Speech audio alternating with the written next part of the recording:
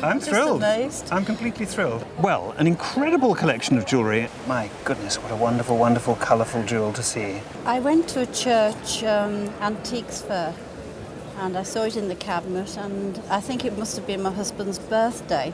Goodness. And so I thought, oh, I'll buy that. That'll do nicely. Now, his name isn't Nelson, is it? No. But we got a good idea who it is, haven't we? Did you know what it was when you bought it? Well, I just thought it was a tie-pin. Just that? Yes. And, well, it is, of course, a tie-pin, and it's a very exciting tie-pin with the most amazing context. I mean, can you guess at its context? You must have thought about it. Oh, yes. The gentleman who did sell me it said it was connected with Nelson, but he didn't elaborate too much, and I can't really remember what he did say. No, well, the great thing is that you really did get it, and it's terribly, terribly exciting. I think that what's important to look at, first of all, is the way in which the word Nelson is laid out in black enamel. It's champ-levé enamel. That means that the gold lettering is raised up, and then it's flooded with black enamel. And it's in a way in which mourning rings were phrased in the early 19th century. And that's a clue to the fact that this is a very personal relic of Lord Nelson. He died on the 21st of October 1805 at the Battle of Trafalgar, and we know this only too well, really. And his big mistake was going on board wearing his medals, because he was a sure target for enemy fire. And of course he did receive enemy fire, and he was shot and fell, and nonetheless the battle was won. And I think it's perfectly possible that this may have been from a very close relative of his. So it's rather heart-stopping, isn't it? It is really, yes. Considering it was one of the last things we thought about bringing. Is that right? Well, I'm very glad that you did, really, because it's positively luminous. I mean, I think jewellery is a very funny thing. You can say that the most magnificent piece of diamond set jewellery is jewellery, and you can say that something very intimate and exciting and relatively worthless is jewellery too. This has no intrinsic value whatsoever. I mean, if it was melted down, it wouldn't be worth £15. Can you remember what you paid for it on that day? I was trying desperately to remember, and I didn't know whether it was £8 or perhaps a little more than that. Well, whatever it is, you overdid it, obviously. It certainly wouldn't have been very much. No. Well, heaven alone knows what it's really worth. I mean, there are great collectors of Nelson memorabilia. There are great collectors of Napoleon memorabilia. And I think that if this turned up at auction, it caused quite a stir. And I don't really know what to say to you. I can just tell you that this is a very small, almost radioactive piece of British history, one that's terribly, terribly exciting for me to find.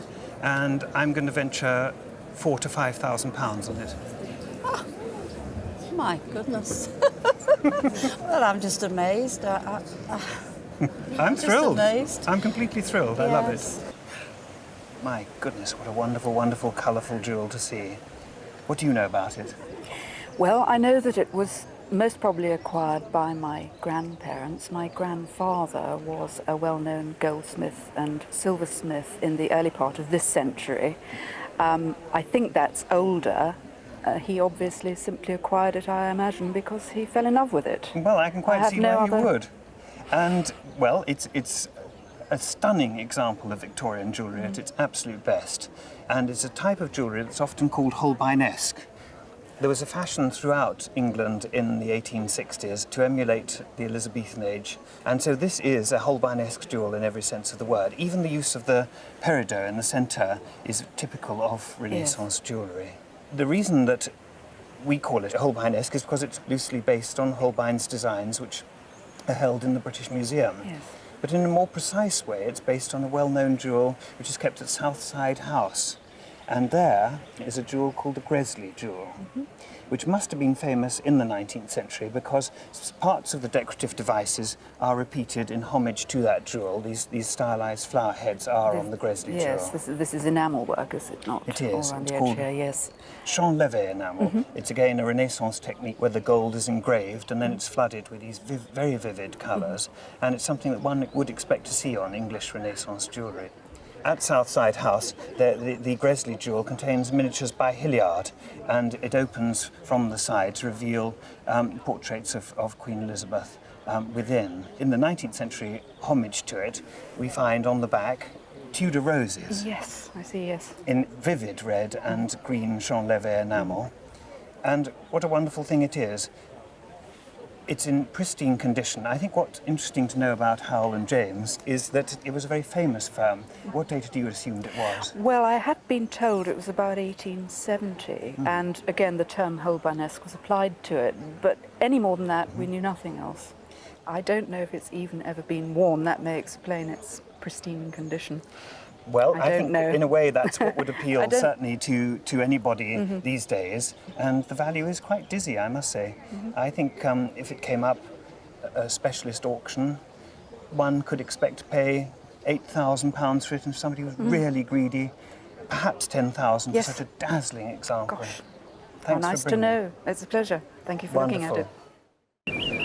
Amazing thing, isn't it? Marvellous, absolutely marvellous. How long have you had him for? I've had him for about 20 years. Has he always behaved quite well? No, well, it wasn't in very good condition when I first had it, and it's been repaired and a bit refurbished. And then, the last time I used it, I wound it up and broke the spring. So There he we goes. had to have the new spring put in locally, which was very good. Oh, well, that seems to have done it very beautifully, I Yes. must say. I mean, it's undoubtedly Swiss, and Yes. this rather sort of florid palette for the enamelling is a signpost to that. And the reason that it is brightly coloured is because it's to attract an Oriental audience, really. It was almost certainly made for export to the Middle, if not the Far East. And it may date from... Well, I don't think this one's quite 1820. The fashion started in about 1820. Yes. And it went on because it was highly successful and highly amusing. I think this one's probably getting towards the end of the 19th century. But what did you feel like when you saw that for the first time? I was amazed. I just couldn't believe it, Couldn't really. believe it was true. Especially when all the wires come up through that tiny little pedestal Fantastic, to operate isn't it? all the beak and all the wings and everything moving. It's absolutely incredible in my view. And they Wonderful. tell me the bellows in there, of which there are numerous bellows, are made of mouse skin. Well, it could be mouse skin, a very odd one. Certainly chicken skin is the Oh, cliche I've never for heard it. that, yeah. They are miracles, really. It's miracles, tiny miracles to keep at home in a strange way. You've got to envisage a society where there's no television, no motor cars. How wonderful. And no cinema. And so entertainment had to be found in very small, intimate ways. Yes. And nothing was more amazing, really, in the 19th century than to open this marvellous box. I suppose the swan on the lid is a bit of a sort of hint as to the contents, isn't it? I suppose, yes. And it's a curiously sort of childlike thing, perhaps. I don't know. I mean, it's something that would amaze a child. Do you show it to children at all? I have not, no. No, quite sensible. I want to sort of yeah, snatch at this bird. And exactly. they're hummingbirds' feathers. Are That's they? why they have such a... And kingfisher as well, perhaps. Yes. No, a marvellous, marvellous thing, giving everybody great pleasure. And look how his head turns and his I know, beak and the beak opens. opens. Well, he's Wonderful. suddenly got tired. We all Poor have. chap's gone run down. I know, we all need our batteries winding up. Oh. Well, anyway, he's not going to close quite, so we'll probably have to leave him there and wind him up again. Brilliant thing. Yes. Did you have him valued at all ever? Not really, no. I've had one or two people look at it, just very interested and say what they thought, but no, not officially, let's say, no. I What have did they not. say? Come on, they had a go, didn't they? No, not really, no. The local chap valued it at about £4,000 a couple of years ago, but that's about all, really. Yes. I think £4,000 is quite enough. I mean, it's a right value. I would go along with that. Sometimes they can be very much more valuable when they're gold, and sometimes they're gem set. And if they're made for the Pasha of Egypt, they might be bigger and much more exciting. This is a very, very good example of a Swiss singing bird box. What a joy, honestly, you are lucky. A pair of ruby and diamond cufflinks in the form of owls' heads. Tell me about them. Well, I didn't know they were ruby and diamond to start with. No, I didn't. Well, that's a very, very good start then, isn't it? It is rather, yes. And we all want to know who they belong to. They belong to my husband, and I bought them for him as a birthday present. Well, what a brilliant thing. So gold and silver and rubies and diamonds, and I guess they date from about 1910, something like that. How much were they when you bought them? I can't remember exactly, but I'm a generous wife, but not over the top. About £300, I think. £300. Well, everybody would want these, I think. They look fantastic on a cuff. husband likes them. They're not too noisy, and they're not insignificant, and very desirable. And I'm going to value them at £1,250. I think I deserve brownie points for years. You do.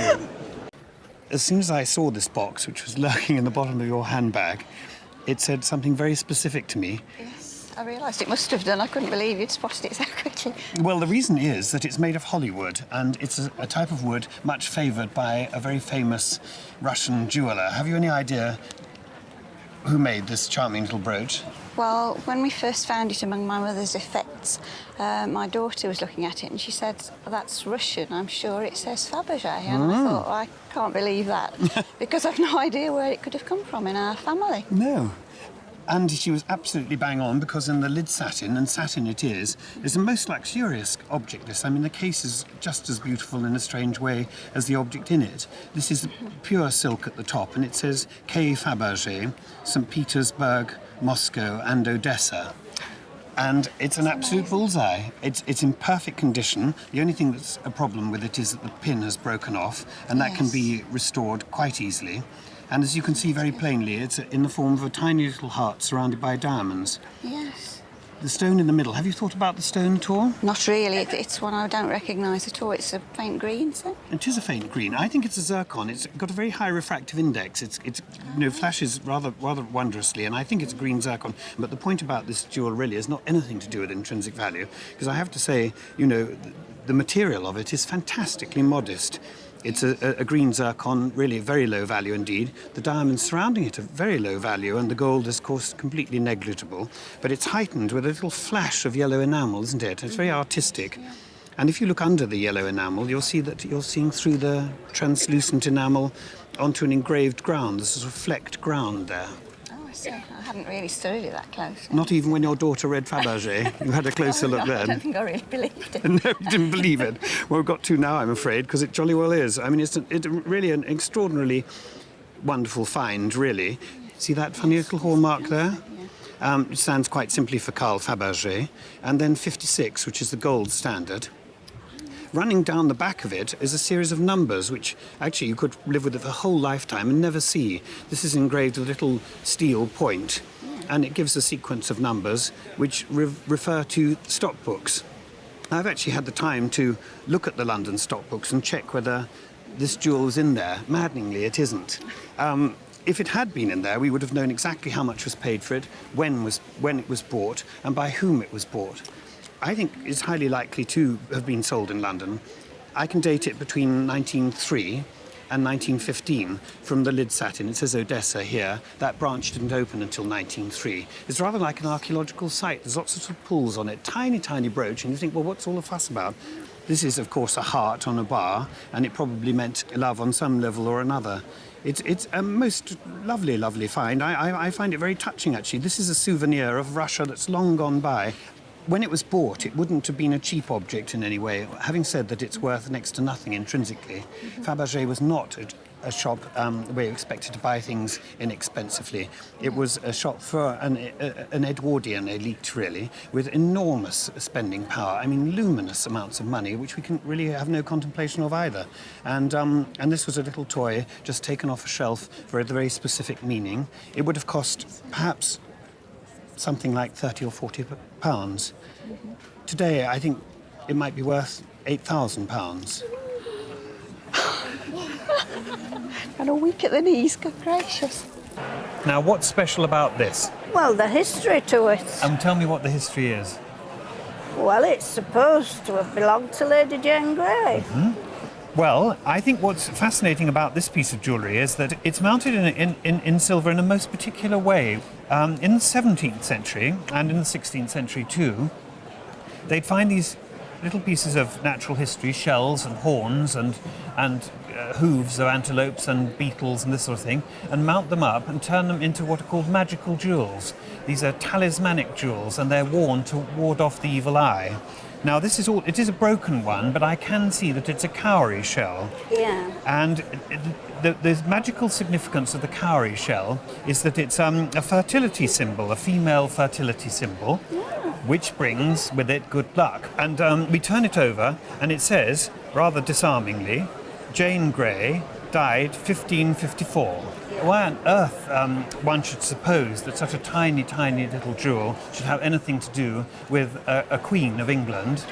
albeit a queen who only reigned for 9 days, is really stretching credibility to the limits, isn't it? Well, it is, yeah. So I think what we can be faced with here is that we've got a late 16th, early 17th century magical jewel mounted in silver with an added punch referring to a queen who died after reigning only 9 days. Yeah. She died a violent death in the Tower of London with the axe. And this, I know, and this is a reference to her. Yeah. She's a Protestant heroine, and that, I think, is why it's engraved on the back. And this is no way meant to deceive. It also no way is it meant for us to believe that this is a jewel directly from her. No. It's just a reference to an English martyr. Yeah. Marvellous, marvellous thing. Can you imagine how we're going to value this? Not really, because I can't see that it has a lot of value. No, and I think you're absolutely right. I'd say its value is absolutely next to nothing, which is absolutely unimportant to me because I think it's loaded with interest. And let's hope it brings some good luck to both of us. That'd be nice, wouldn't it? Well, it would. Now, this looks like a little oriental slipper, doesn't it? Has it come from the Orient? Where did it come from? Well, it came from Russia originally. My grandfather went out there with the British chess team, and when they left, they were each given one of these. I assume they're all identical, I don't know, but my grandfather had this one. Wonderful story, isn't it? Well, Russia is certainly bang on. This is what we call a kovsh. It's a Slavonic wine-tasting vessel. But it's been rather sort of shrunk down here. Of course, it's, in practical terms, it can't be used, but No. its very shape suggests Russia. But tell me, in your family, what's been its history? Well, it's a I've chess known it brand. ever since I can remember, and my parents really used it as an ashtray. And I didn't realise till so many years later, and eventually got married, and my husband here polished it. He said, Very good. I'll try to clean it, and underneath suddenly appeared the silver. Isn't that And it was marvellous? jet black before, and I've known it for years as just being jet black, you know, black. throwing it around the room. And Very what have good, you. very posh to throw it around the room, very extravagant gesture in a way. Now, I'll tell you a little bit about the decoration. It's enamel, but it's in a rather sort of soft kind of palette. But the style of the object is in Russian 17th century style. And there was a huge revival in Russia around and about 1900 with the Romanov tercentenary to remind themselves of their past. And all things Russian were desperately important, and so even metalwork took up this theme. And my guess is, looking underneath, yes, absolutely, that we're going to find that this is by the most distinguished goldsmith, really, of the 20th century, aren't we? I think you've got an idea who it is. Can you guess who it is? Faberge, I assume. Absolutely, bang It's the on. only name I know. Well, it's called The Last Flowering of Court Art. So we have a truly marvellous, small, deeply attractive piece of Fabergé with a rather checkered history, and it's come through it awfully well, I think. And it's just worth looking at the bottom for a second. There's a dedication inscription, which I don't think it'll be possible to unscramble at the moment, with Fabergé's full house mark underneath the double-headed Romanov eagle, which is a pinpoint to the fact that this is a Moscow piece. And on the side here, we can see in Cyrillic the initials FR, and that stands for Fyodor Rukut, who's the actual maker of this object. And although it was retailed by the great shop of Fabergé, this is what we call a workmaster's work. Fyodor Rukut not only worked for Fabergé, he worked for other people. But happily, all the coconut shies have gone down with this, and we're in a very exciting position financially, coming from a chess prize to an ashtray, being blackened, being cleaned up by a devoted husband, being brought to the Antiques Roadshow. We reached a crescendo valuation where I think it's perfectly safe for insurance to put this down at £5,000. Good grief. Aren't I a clever little husband? You are. I think you better keep him on, you know. Oh, well, yeah, I will. Yes, I think so. Good. I've collected jewellery since I was about 8. I started at jumble sales, worked up to junk shops, and then 1 or 2 auctions. What really drives you to buy this? The beauty and the colour of stones, and the fact that they have to go through so much effort to get the stones where From they the are ground. today. Yes. Exactly. The fascination that we have for these things is because they're things of natural beauty. I mean, this is a star sapphire, isn't it? And do you know how the star is achieved in the sapphire? I believe it's a fault in the stone. It's a sort of a fault in the stone. It's rather like the sheen on silk, and the 2 strands of silk cross one another, and as the light falls onto it, it's separated and turned into a star. It's a sort of greyish sapphire in a way, isn't it? Yes. But a very, very pleasing one. And I think the thing about precious stones is, and the deep fascination for mankind, is that they're completely unchanging, aren't they? Yes. And we know perfectly well that it's us that are the ephemeral things. On this table, this is sand and sugar, isn't it? The sand is the simulated jewellery, and the sugar, the sweetest of all, is the diamonds and the emeralds and the sapphires and the rubies. And here are 3 delicious grains of sugar, aren't there? Yes. And this scintillation, this return of light, is really quite inimitable, isn't it? And one does simply recognise it. But here is something that looks for all the world, it appears to be an emerald bead necklace with an emerald-cut emerald in the centre clasp. But it isn't, is it? No, I would think it's synthetic. It's one made in a furnace, not by God. What do you feel about that? Do you think there is a difference between a man-made one and a natural one? Well, there obviously is from the point of view that nature made the original, but that has its own beauty, and it's quite a nice stone to wear. Which is your favourite? My favourite? That one. That one. Let's have a close look at that. The sapphire and diamond ring. The finest colour of sapphire is a cornflower blue, a cashmere sapphire with amazing velvety visual texture, which actually isn't in this one necessarily, because had it been so, it would have been worth £30,000-40,000 and more. And so a nuance of colour makes all the difference to value. It reminds me of a summer sky. Yes, well, I think that's completely poetic and marvellous. I don't really know how to value your collection. I think the simulated gems, which you're obviously fond of, are valued at no more than £10 or £15. And then, mixed in here, is a valuable ring, without doubt. A 3-stone diamond ring with what look to be perfectly pure and nice stones. And I suppose, you know, conservatively, that must be sort of £6,000 or £7,000 and more, mustn't it? Yes, I think so. Yeah. So a collection measured in tens of thousands of pounds and tens of pounds. And it's all jewellery, it all lives under the same name, and it gives you pleasure. Thank you. Thank you. Came across them about 12 years ago in Edinburgh in a curio shop. That's nice. And was there, did they tell you anything about its history at all? Well, there was a label on it saying it was almost certainly. Almost certainly. We've heard that one before.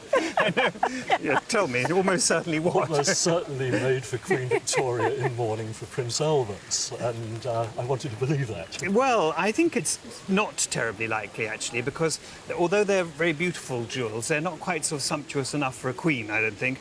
And it's called champ levé enamel, which means literally a raised field, and the enamel fills the reserves where the engraving tool has gone.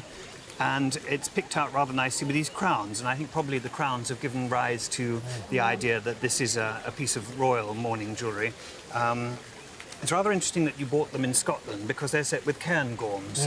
And of course Victoria and Albert had very strong associations with Scotland, and they enjoyed finding these raw rock crystals and having them polished, and it created something of a craze at that time. I think there's a very strong possibility that they are mourning jewels for Prince Albert, but they may have been made to a royal order to be given to somebody of lesser stature, and my guess is that these are probably for a particular lady at court. Prince Albert died in 1861, and the Queen was utterly grief-stricken. She wrote to her uncle, King Leopold of the Belgians, saying, "My life as a happy one is ended, the world is gone from me." And then thence afterwards, until she died in 1901, she was preoccupied with her grief and her mourning. So these would have been an appropriate thing.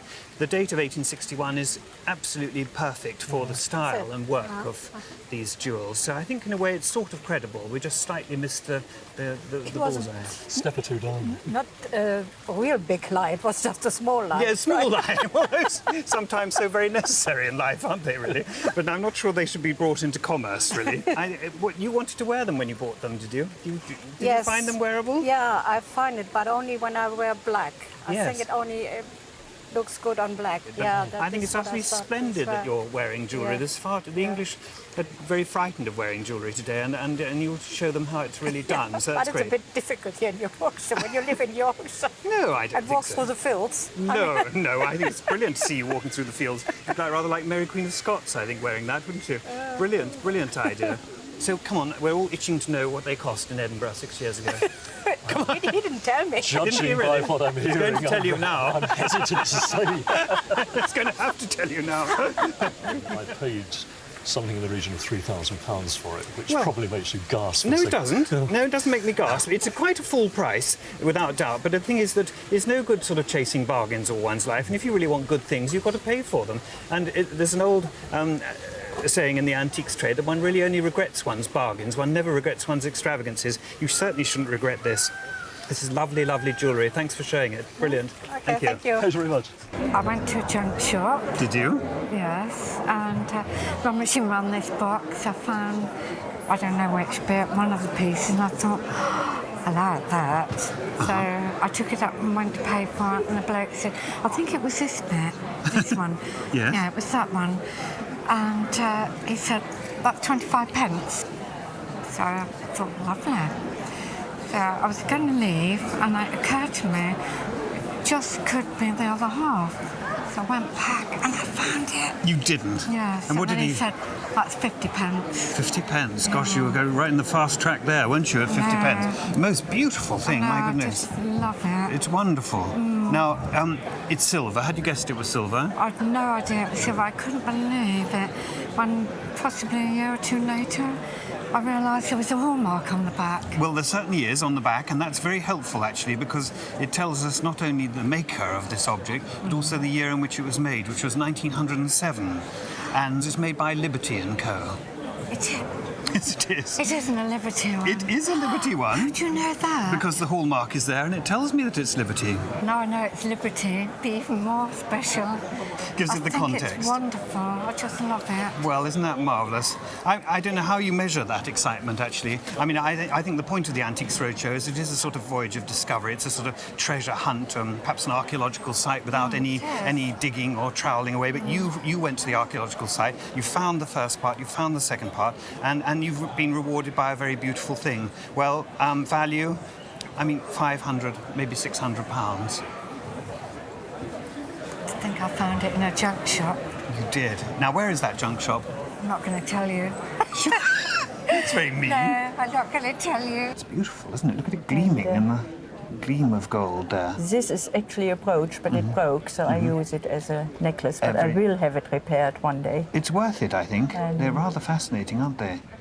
Were they your great-grandmothers? They were my great-grandmothers, yes, and came down to me. From Germany? From Germany, yes. But I think what's significant about this jewellery is that it's made of filigree and granulation. Yeah. Which is typical of all types of folk jewellery, from the Mediterranean up to the North Countries in Denmark and Scandinavia. The bracelet itself is a later addition because the colour of the gold is different and the phrasing of the metal. Yeah, I wondered why. And yet there are holes here for stitching, or at least some kind of textile. And it's my idea that this was once a hair bracelet, that there was tightly woven lock of hair supporting this bracelet. Around it? Around it. And this is what we very often find, that of course this is perishable and wears out, and yet a gold clasp remains. And so they string it onto perfectly sensibly a later gold bracelet. But hair, I'm pretty certain that it was, actually. That's interesting. It's an idea we're totally at odds with in the 20th century. It but must have been strong hair. Well, I think it was. I think it really was. Well, good Teutonic hair, you see, that's what we want. But anyway, they're marvellous survival, but oddly enough, having opened your little Pandora's box of jewellery here, it's not the jewellery that you have in the case that's interesting me, but it's the necklace you've got round your neck. Can you take that off? Yes. Let's have a really good look. I thought it belongs to what? You thought it became part of it? Yes. Yes, I think it's not actually part. Because it's similar. The clasp, if you look at it, it's similar to... Well, it's decorated again with these tiny granules of gold, which gold is the most mysterious commodity because you can solder granules of the tiniest dust-like proportions to the surface of gold and give it this very interesting texture, and that's been going on since very ancient times. And these have erroneously been called muff chains. They're not muff chains. Because they were long, it was assumed that a muff would hang on it and put your hands through it. And it's quite nice to be able to sort of demolish that terminology once and for all, because they simply are not muff chains. They're simply there for decoration. It dates from about 1840. And it's this one that's really disproportionately valuable, because complicated gold jewellery, not easy to wear in the 20th century. And these two, fascinating as they are, they're worth low hundreds of pounds, say 350, £450 for the clasp alone, and with the bracelet, £500. But this one, put it down on your little inventory for £2,000. Surprised? Yes. Good. Now tell me exactly why you brought this brooch to the Antiques Roadshow. Well, I was told it was valuable, but I wasn't just sure, and I came to get the truth. The truth? The Wow. truth. Well, the truth, as you know, has to be used with great economy in life, and I'm going to tell it to you just as it is. What were you told about the stones in this brooch? Well, I was told it was a brown diamond. Well, they were absolutely right. It's a brown diamond and white diamonds at either end. And in a way, it's rather remarkable for that. We don't see coloured diamonds very often in life. To be perfectly honest, we don't see rather large diamonds in life very often, do we? Tell me, whose was it? It was an aunt of mine, and she was the same name as myself, so I eared it. Well, that's wonderful, isn't it? I'm just lucky you did have the same name, actually. We might have bypassed you. And it's not something one would want to bypass in life, because it's a very, very glamorous object indeed. I think it's worth saying about diamonds is that the white diamonds is what people really want. Blue white diamonds even better. Then, when they look inside, they want to see it absolutely flawless in the inner depths of the stone, and they'll use a diamond glass to determine that, using quite a high magnification to look into the inner recesses of the stone.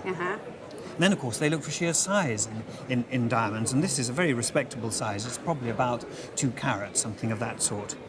And it's a curiosity. Have you ever seen a brown diamond before? No, and my aunt wore it, and she said it wasn't a diamond. Well, She said, that's not a diamond. Well, I'm absolutely confident that it is, and it's a very exciting thing for me to see, actually. It is, of course, the hardest material known to man. It scratches every other material in the planet, and there's a guide to hardness called Mohs Guide of Hardness, where every stone is used to scratch another stone. The diamond is at the top of that, resplendent at the top. Whatever you do to it, you cannot scratch it.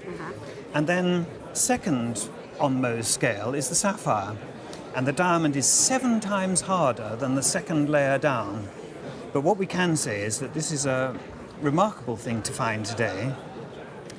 And to tell you also that the cutting of the diamond is a 19th century, late 19th, perhaps early 20th century cut, and it's been put into a brooch rather later on. So it lived in another jewel before, as indeed its little partners at the end did. And it's a shawl pin for a very elegant lady in about 1900. So a remarkable object in every sense of the word. So we've got to get down to the nitty-gritty hardness of diamonds and get down to hard facts about finance. Go home, ring up the insurance company and say you want to cover it for £2,500. Right. That's Surprise? Super. That's super. Good. Well, this is a most wonderful Art Deco brooch. Tell me who it was made for.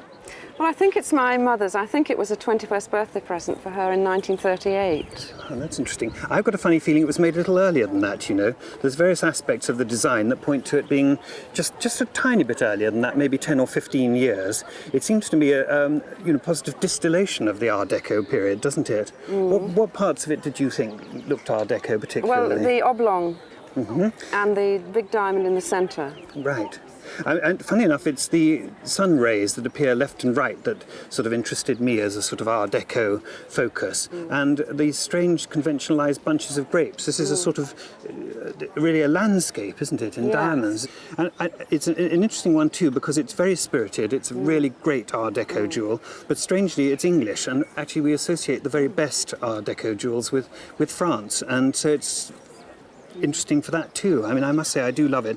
My goodness, it's very enviable because it's exactly the right scale for everybody today. I think there's lots of people who wouldn't mind wearing that on a black suit, and because it's so colourless too, it's exactly what people want. So all of those things do add up to, you know, something really very desirable indeed, and with desirability comes value, doesn't it? Yes. Have you had any thoughts about it being what its value is? Obviously it's Well, I know its probate value of 1997, and that's all. It was 1,200 then. Yes.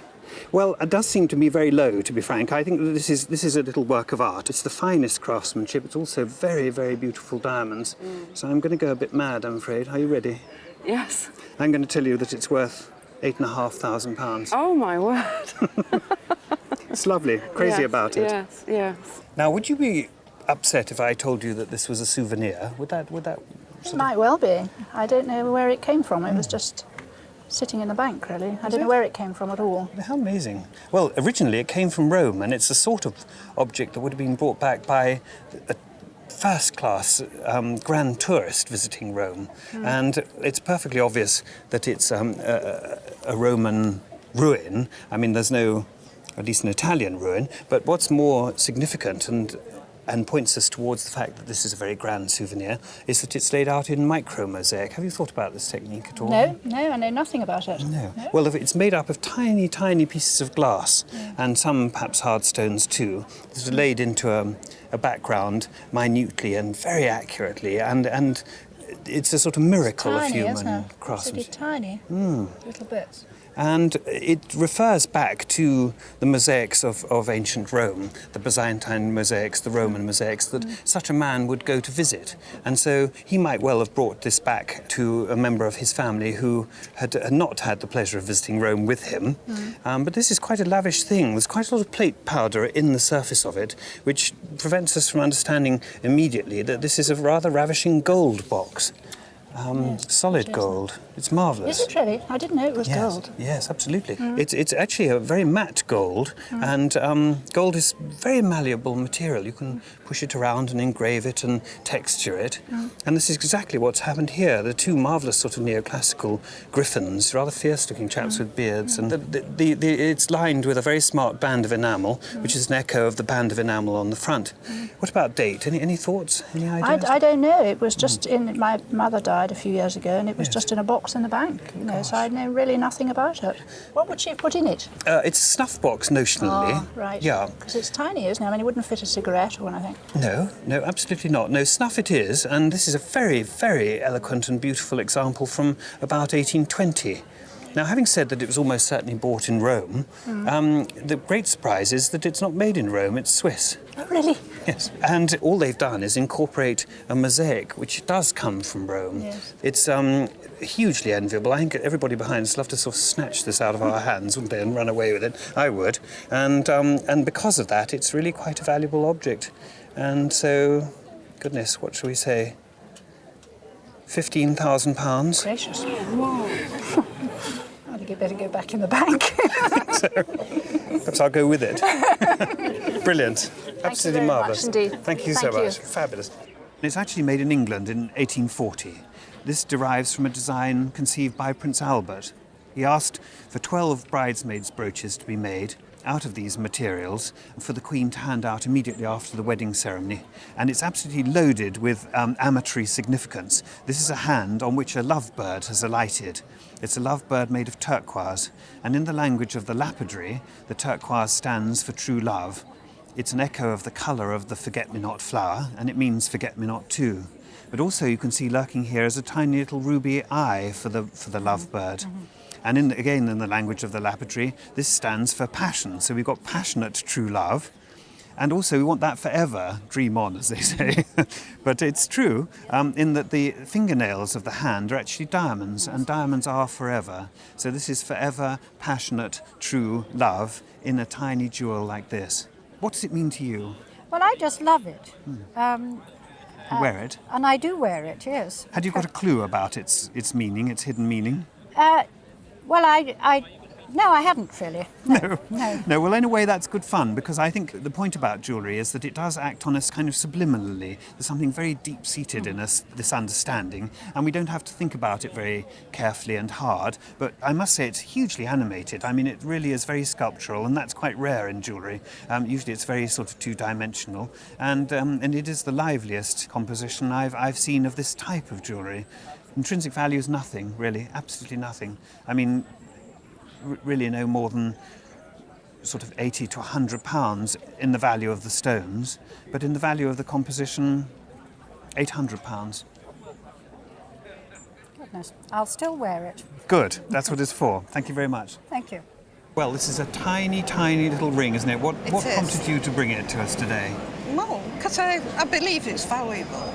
Did you? Why? Yeah. What made you think that? Well, it says Lalique inside. Well, it does, doesn't it? Yes. And tell me what you know about Lalique. Well, I know they did... it's French. French, yes. And They do a lot of jewellery, pottery as well. Yes, glass later on, glass, yeah. Well, that's where we realised that it could be valuable. Yes. Well, I mean, it's not only a rare thing, but it's a very beautiful thing, isn't it? It is, and tell me, who gave it to you? Old gentleman who lived next door. We made a lot of He was on his own, left on his own, and we looked after him and so on. He was 94 years old. And did he know about whatever? I don't really know. It was Lalique till after he died. I don't think he realised the value of it at all. No, but what has to be said is that this is a complete little masterpiece of goldsmith's work. And it has to be said, too, that it's made by one of the towering geniuses of the Art Nouveau movement, René Lalique.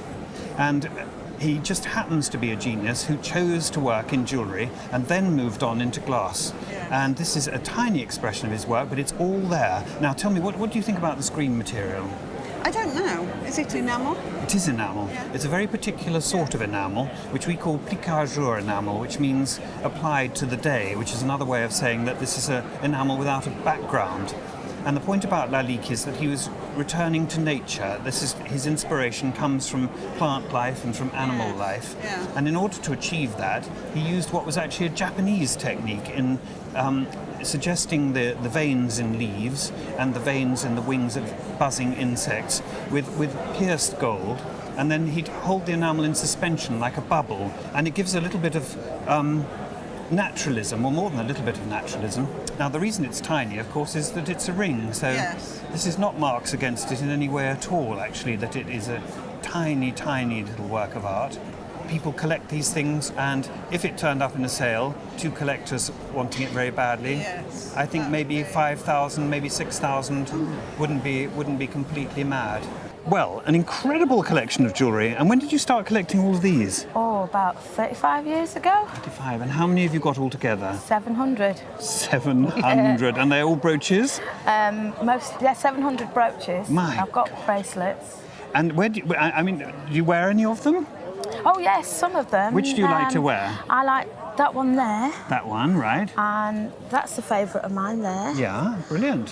Where's the other one? And what about these? What are those? Tell us about those. Those are Mother's Day presents off my children. Oh, are they? From Mother? Yes, they're a bit sort of scratchy, aren't they? Do you know what they are?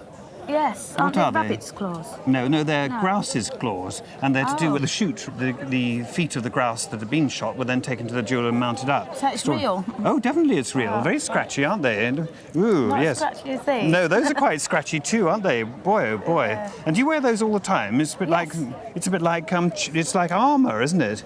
Yeah, I wear them all the time. And they're a bit sort of Chinese in a way, aren't they? They look like those sort of fingernail guards of Chinese emperors and things. Do they make you feel like an empress or not? No. They don't? No, I just feel different. What's the most different one here? Come on. Tell me about that one. Where did you find I got that off the internet. I go through the auction rooms. Did you? And I put a bid in for about £2 and I won it. Isn't it wonderful? So that was a good buy. And I like it because it's a glass of champagne with bubbles coming out of it, which is, part of being different again, isn't it? The good party jewel. But it also makes a reference to jewellery that was going on at the time. This is a jewel that looks to me as if it might have been made in the 30s or 40s. And it's simulating baguette diamonds and brilliant diamonds. And the original could have been made by, well, indeed, it would have been, by Cartier or Boucheron or something like that. And had it been set with diamonds and been as imaginative as that, instead of being £2, it might have been £20,000. Oh my God! I'll have to find a real one. That'd be very good. Well, I think you will in the end because you're so determined, aren't you? Well, I've got so many, and that one, my daughter bought me that one, and I really like that one because. I think the ones the kids buy you are more touching, aren't they? They're more priceless. Yeah, no, it's brilliant, isn't it? It's brilliant colours. It's like a sort of pomegranate, isn't it? Fab. I nearly wore all 700 on this. All 700? You would have been clunking away like mad, wouldn't you? They came to me through my parents, who were in Iran in the early 1930s, and the White Russians brought this stuff with them as their only means of currency. They didn't have anything else. They were refugees. and that's how my parents came by them. Well, they went to the right place with it because the Iranians are very attracted to this cloisonné enamel, Russian cloisonné enamel, because it's very brightly coloured, and I think they saw a reference to their own tradition of enamelling. They're in revival of 17th century enamel work. This one most particularly is not only in revival of 17th century enamel, but it's a 17th century shape called a kof, which is a Russian wine-tasting vessel. It's a Slavonic object. It's rather like having a sort of three-dimensional Union Jack, if you like. They are spectacularly beautiful examples. Must have been swiped off sideboards from very noble houses just to flee Russia with something. Exactly. This one would appeal to collectors enormously, actually, because it's a cigarette lighter, and I think one possibly doesn't really think of these being possibly 20th century objects, really made possibly in 1910, 1915. And a match case probably in advance of the lighter. This would hold matches, napkin rings, salts, and a spoon. One of the greatest masters of Russian cloisonné enamelling was a man called Semenov. And I think from the quality of this work that we're going to find that this is by him, and indeed it is. And his business was inherited by his daughter, Maria Semenova. They're very valuable, actually. Have you thought about their value at all? I don't know what they're worth at this point in time, no. Quite nice values, really. Maybe 800 for the lighter. Everybody would be thrilled to find that. Another 800 for the kof. Let's say 3,500 for the whole group. Really? Much as that? Fantastic. My wife had it for, I don't know, 5-6 years. It's probably come down through the family. She was quite happily wearing it as a bit of costume jewellery. Bit of costume jewellery? Yeah. And what did she wear it on? Denim jackets. Denim jackets. Anything that she thought, nice sparkly thing. And then we took it to a jeweller's in Chancery Lane to get the clasp sort of repaired a little bit. And he turned around and said, you do realise it's the real thing? The real thing. And so she's not worn it since, more's the pity. Diamonds and denim. Yes, exactly. She really thought a bit about the design. I did notice that the two ends unscrewed, but that was... Well, they unscrew because there was probably not only this brooch, but a cascade of them running the front of a lady's fiercely corseted dress in about 1900. So you think your wife had problems. Think of Princess Yusupova walking around with this. Not bad, is it? No, not bad at all. Not bad. Now, I say Princess Yusupova because I can tell that this is a Russian brooch by the safety clasp. There's a strange little sort of twist like a question mark at the end, which is a brilliant device because it stops the owner pricking her finger, or more accurately, her lady's maid pricking her finger, because you've never put this sort of thing on yourself in pre-revolutionary Russia. What we call a stomacher because it runs along the front of the stomach of such a lady I can't think how it could have been more beautiful. Why, what's the look? And just underneath here there's a break in the design, which I think is where the second and third, and I don't know how many more brooches went down to meet it. A tiny little groove here. And also observe the beauty of this gallery here, the pierced gallery, and the fact that the back of the brooch is made of gold, and yet the front is of platinum to give the whiteness of the effect. I think it's probably quite a late brooch. It's 20th century. The Russians, it's curiously sort of feudal life they were living there, and in the early 20th century, things couldn't be more sumptuous and more bejewelled and more exotic, really. So this is a fantastic context, really, isn't it? I'm just going to look a little bit for hallmarks. Russian hallmarks almost always appear on the clasp of the jewel and along the pin, which is strange, and yet there are more here. And it's jolly good that I did check that, actually, because there are the initials of the maker there, Theodore Laurier, who is a very well-known Art Nouveau jeweller, making things in the manner of Lalique, serpents and butterflies and that sort of thing. So this is a slightly conventional one for him, but a very beautiful one. Now, what did the jewellers have to say about it? They must have admired it very much, I think, didn't they? Well, they did, yes. They said it was a lovely piece, and even turned around and said, I'll give you 5,000 scrap for it. I said, no. 5,000 scrap? I said, no, wow. I don't think so. No, I think scrapping it's not the right word. Exactly. I think we've gone beyond scrapping. No, it's too beautiful for someone to break down. Fabulous context. Well, you know, if he's going to offer you £5,000 scrap for it, double it up for insurance. £10,000 for insurance, yeah. Dear me. Well, they were given to my great-grandfather, who was chef to Edward VII and Queen Victoria at the end of her reign, by the crowned heads of Europe, and some of these are the Russian pieces. Amazing. Now, do you think that they were objects given almost as a sort of thank you to this? That's right, yes. And is this all the things that you have? Are there any more? No, I have some other pieces which come from Manuel of Portugal, Kaiser Bill. All the visitors to Sandringham, all the visitors to Buckingham Palace, all the cousins of the British royal family that descended from Queen Victoria. That's right, in a sense, she's a fountainhead of this sort of European royal society. Let's have a look at those. These are Russian ones, and a pair of gold cufflinks set with rubies and diamonds, alternating rubies and diamonds, in a sort of nugget effect. Nugget, that's what I've always been told, yes, gold nuggets. And there's a most marvellous word in Russia used to describe this, which is called samorodok, which means a nugget. And it's a very, very Russian technique, much favoured by Fabergé. And in fact, these are not by Fabergé, and the lid satin rather conveniently tells us that they're made by somebody called Ivanov, working in St. Petersburg. And it's certain that they are a gift from the member of the Imperial family because the Imperial family's cipher appears above. Yes. And do you know exactly who gave those? I think it was Tsar Nicholas. He certainly came to London and he certainly went to Sandringham, and there were many opportunities in which he could have offered those. Tell me about what you know about him as a chef. Why was he so favoured, do you think? Well, he was a Frenchman to start with, and I understand he'd been chef to people like the Rothschilds and had been to Saltram in Devon. And Edward VII heard of him and wanted him to be his chef, and I think he may have poached him. What did he look like? Do we know what he looked like? Yes, I have a picture here. Oh, isn't it marvellous? And with his family? Of his family, with mother, with his wife, and the two daughters, my grandmother and my aunt. Oh, that's very touching, isn't it? My goodness. Yes, he looks quite sort of... avuncular. Well, doesn't he? He's a brilliant chap, I must say. Yes. And so these were his things. Well, let's just run through them a little bit further. Have you thought about these ones here? Well, I have been told that they were cufflinks, but they have little rings on, as you can see just there. And I really don't know. I imagine because they were given to my great-grandfather, they must have been cufflinks, I feel, and because he only had daughters, possibly the daughters had them made into brooches or pendants. I think what has happened, and rather sadly, is that when these adaptations have been made to turn them into brooches, that the marks had been lost. But these are very characteristic of Fabergé's work. We call this guilloché enamel, and it's an engine-turned gold mount that's flooded with translucent pink enamel, and then the Imperial eagle is applied as a gold cipher over and above that. In every way, they're positively reek of Fabergé.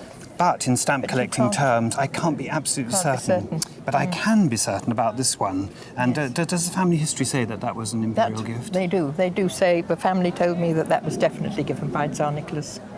Well, I don't think there's any doubt about that at all. And there's absolutely no doubt at all that this is a full-blown Fabergé brooch. It is. Oh, wonderful. It's signed. Because I wondered, and I sort of half hoped it would be, and that's marvellous. Yeah, well, it's a most distinguished thing. Again, the use of the guilloché enamel, yellow enamel in this case, and two colours of gold, little laurel wreaths, and tied with a diamond bow, emblematic of peace, and the Romanov crown set with diamonds and circled with pearls. And we know it's Fabergé because on the back here, there's the workmaster's initials for August Holming, who was not necessarily a specialist jeweller, but a worker in all manner of enamel work. So goodness me, and there's more at home. There's more souvenirs. Yes, well, a few more. Yes, a few more. Now, as for value, the cufflinks are impressive. They're very Russian technique in the manner of Fabergé, but a rose by any other name smells as sweet, but it certainly isn't as valuable. No. And I think with an imperial provenance, nonetheless, they are very desirable, very wearable. And a very precise provenance, so I suppose something like £7,000 or £8,000 for the cufflinks. Really? My goodness gracious me. Nothing to do with intrinsic value, nothing at all. These, I believe them to be Fabergé from a technical basis, really, and as souvenirs of Nicholas II, which is absolutely certain. I think we can go a bit mad again. £8,000 to £10,000 for those. You feeling calm? It's very, very good, isn't it? Making me nervous. Things that I don't really want to sell, you see. No. I want to keep, and yes, because they're family pieces. Well, I think in a way they should be kept together as a collection. Should they? That's what I wanted to ask you. Context everything here and provenance, actually. And what about this one? Any ideas for that one? Well, if these are that price, that must be £10,000. Well, it is £10,000, and it's more than £10,000. Is it? Yep. It's £15,000. My dear chap. God. It's wonderful. That's amazing. I never realised it would be as much as that, I must confess. No.